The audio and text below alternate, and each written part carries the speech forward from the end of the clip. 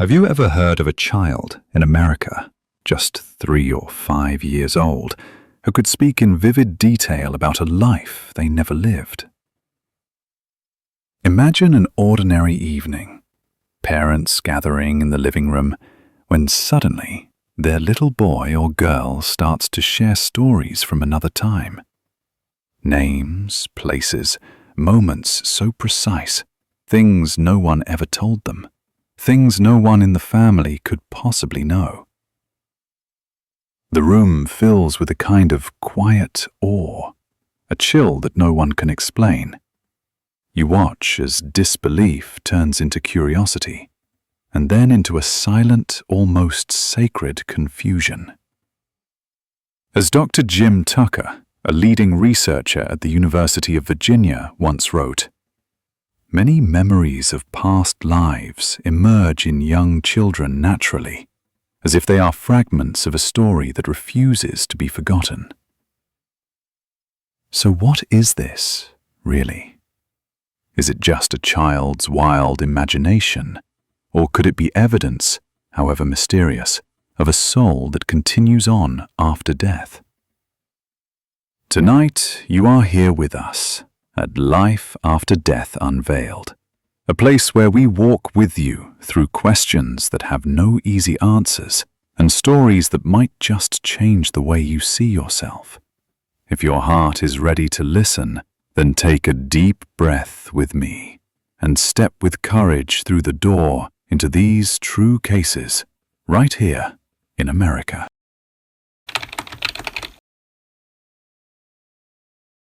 In the heart of small-town America, stories sometimes emerge that defy any logical explanation. Let me tell you about a little girl named Emily, who, at just 4 years old, began to speak about another family. One she insisted was her real family, from another lifetime. She described a yellow house by the lake, a large oak tree in the backyard, and even a beloved dog named Max. At first, her parents brushed it off as an overactive imagination, the wild tales of a creative child.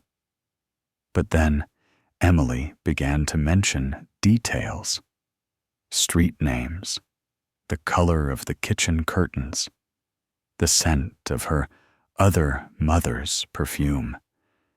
These were things her family had never talked about, places they had never visited. Curiosity gave way to unease. To test her stories, Emily's parents decided to search for the house she described. To their astonishment, they found a yellow house by the lake in a nearby town, just as Emily had said. The oak tree was there, towering over the backyard. When the current owner invited them inside, Emily walked straight to the kitchen, pointed at the window, and said, "That's where Max used to wait for me after school." The owner, surprised, confirmed that the family who lived there before did indeed have a dog named Max, who would wait at that very spot every afternoon. Stories like Emily's are not isolated. There are countless other children across the country who remember things they couldn't possibly have known. Memories of people, places, and events that predate their own lives. Some describe tragic accidents. Others recall loving families. And many recount the smallest, most intimate details. Details that have been verified by their bewildered parents, and in some cases, by researchers. Naturally, the first reaction of most families is disbelief. It must be a dream, or something she saw on TV, they reason. But the deeper they look, the more the puzzle grows. The precision of these memories is both haunting and beautiful, filling parents with equal parts wonder and anxiety. What if it's not just imagination? Dr. Ian Stevenson, a psychiatrist who spent decades researching these cases, once remarked, "Children who recall past lives often describe details that are later verified, details no one expected to find." So, is it possible that young minds are simply more open to suggestion? Or are these cases pointing toward something science cannot yet explain? The question lingers, quietly challenging what we think we know about life, death, and memory.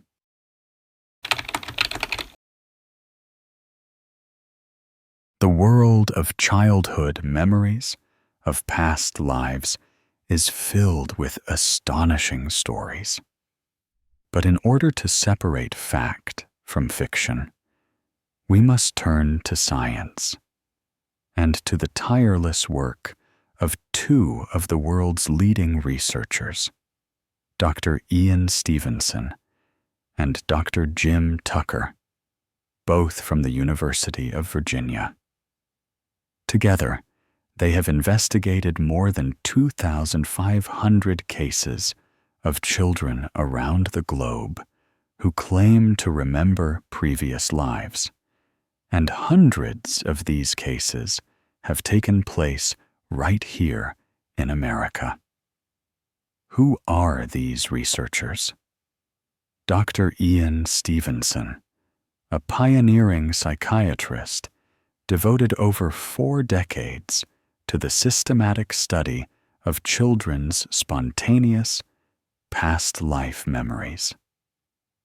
After his passing, Dr. Jim Tucker continued this research, focusing especially on American cases. Their approach was never sensational or speculative. They relied on methodical, scientific investigation. How did they do it?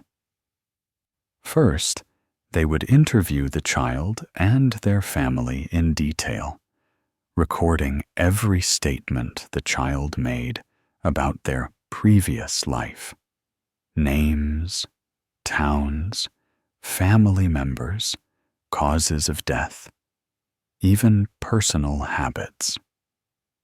Next, they would carefully cross-check these details with historical records, newspaper archives, and sometimes even birth and death certificates. The goal was to verify whether the information could have been obtained by any normal means, or whether it pointed to something truly extraordinary. Consider the case of Ryan Hammonds, a young boy from Oklahoma. By age 5, Ryan began describing a past life as a Hollywood agent, recounting specific scenes, movie sets, and the names of actors he claimed to have worked with. His mother, perplexed and a little frightened, wrote down everything Ryan said.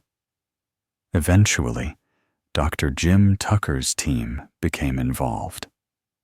After months of investigation, they discovered that many details matched the life of Marty Martin, a little-known Hollywood agent who died decades before Ryan was born.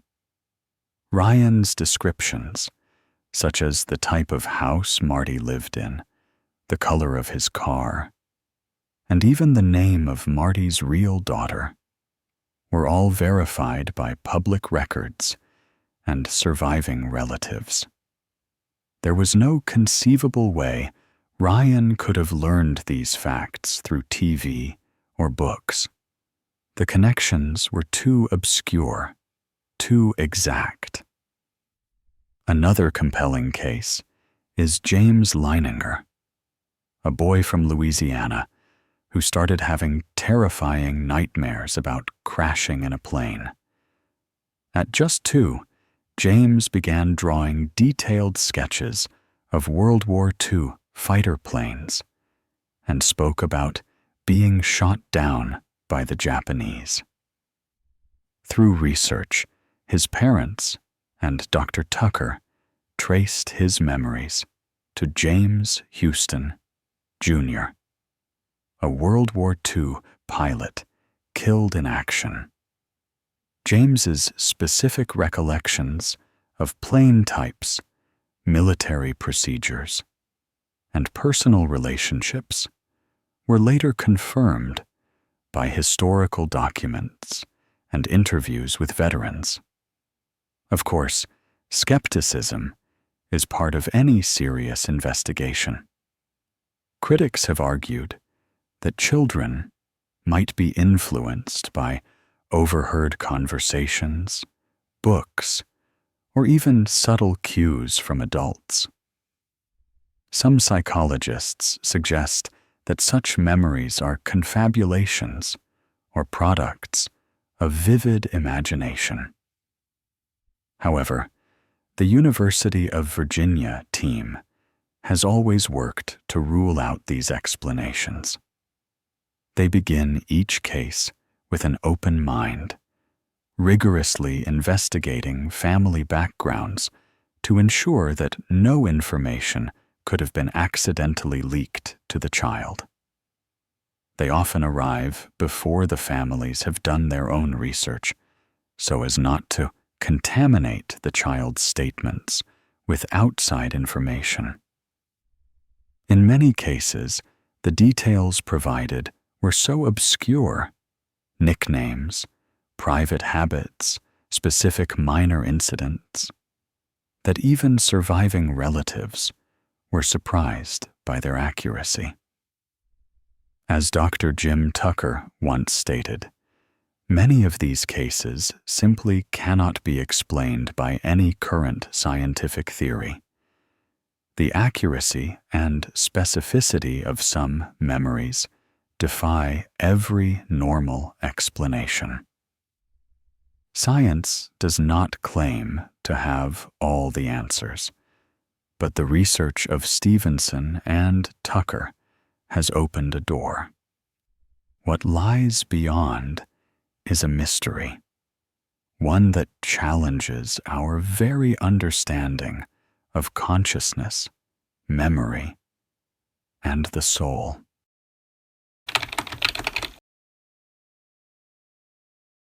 Of all the stories that have come out of Dr. Jim Tucker's research, none has captured the American imagination quite like the story of James Leininger, a little boy from Louisiana whose memories would lead his family on an emotional journey they never expected. James was just 2 years old when the nightmares began. Night after night, he would wake up screaming, his tiny body shaking with terror. He would shout, "Airplane crash! Plane on fire! Little man can't get out." His parents, Bruce and Andrea, were bewildered. At first, they assumed it was just the normal night terrors of toddlerhood. But the nightmares continued, relentless and disturbingly specific. During the day, James began to draw detailed pictures of planes, so precise that his father, a former Navy man, was taken aback. The boy knew the correct structure of World War II fighter planes, naming parts like the drop tank and propeller. He started using terms like Corsair and Natoma Bay, words his parents had never spoken at home.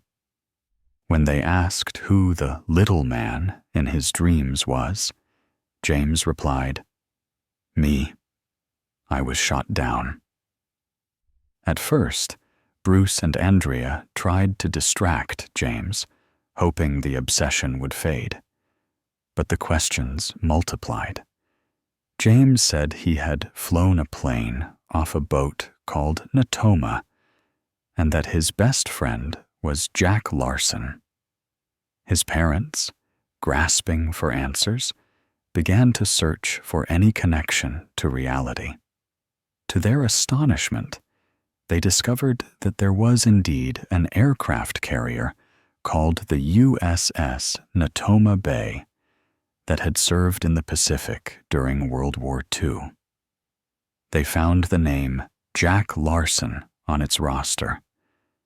But the most haunting detail came when James insisted his plane had been shot down at Iwo Jima. Through patient research, Bruce uncovered the story of James M. Houston, Jr., a pilot who had died in exactly those circumstances. The similarities were too many to dismiss. James Leininger's descriptions matched Houston's mission, his plane, his friends, even the way he died. News of the case spread, drawing the attention of Dr. Tucker and other researchers. They interviewed the family, double-checked records, and even spoke with veterans who had served with Houston. Every step of the way, more details were verified. The location of the plane crash, Houston's friendship with Jack Larson, even the types of planes he flew. For Bruce and Andrea, the journey was overwhelming. Andrea described the moment she realized her son's memories were not just fantasy. "I felt like the world had shifted under my feet. Everything I thought I knew about life and death, suddenly, it wasn't so simple." As the family came to accept James's memories, something changed in their household. The nightmares began to fade. James found peace, no longer tormented by memories he couldn't understand. Once we helped him put a name and a story to what he was experiencing, Andrea explained in an interview, he stopped being afraid. He started to heal. This case is more than a collection of strange coincidences. It's a story about the courage to listen, to question, and to open one's heart to possibilities far beyond what we expect. James's parents learned that acknowledging and understanding his memories, rather than denying them, brought healing to their son. As Dr. Tucker has often said, when children are supported and listened to, these memories often fade naturally, leaving the child free to grow up healthy and whole. The Leininger family's journey is a testament to the healing power of compassion and belief, the courage to walk with a child through the unknown, and to let love be the light that guides the way home.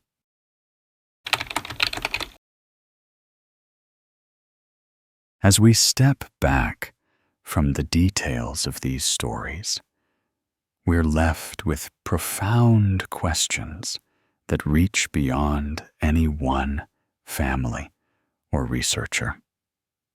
What do these memories truly mean? What might they reveal about the boundaries of life, death, and human consciousness? From a scientific perspective, the cases we've explored are both fascinating and perplexing. Despite decades of careful research, modern science still does not have a definitive explanation for why some children remember details of lives they never lived. Skeptics point to psychological phenomena, confabulation, cryptomnesia, the subtle influences of family or media. Yet, in so many documented cases, the precision and obscurity of the memories seem to defy every rational explanation. Dr. Jim Tucker himself has said, "Some cases are so specific, so verifiable, that the usual explanations just don't fit." Still, science demands more. Larger studies, more rigorous controls, and an openness to possibilities we may not yet fully understand. From a spiritual viewpoint, the idea that children might carry memories from previous lives offers both mystery and hope. For many families, these stories have become a source of healing rather than fear. When a child's memories are listened to with empathy, the burden of confusion and anxiety often lifts, replaced by peace, closure, and a new sense of connection. Whether or not we believe in reincarnation, the value of honoring a child's experience and the power of healing that comes from being understood cannot be underestimated. On a cultural level, America has long shied away from open conversations about reincarnation or the soul's journey beyond death. Yet, cases like those we've discussed tonight are slowly shifting public attitudes. More people are willing to consider questions that were once taboo. They're asking, if these stories are true, what does it mean for how we see ourselves, each other, and the lives we lead? Ultimately, we may never have all the answers. But perhaps that's not the point. What matters is that we remain open to wonder, to question, to feel. We don't have to believe every story or accept any one explanation. But in listening, we invite the possibility of learning something deeper about love, about memory, and about the vastness of what it means to be human.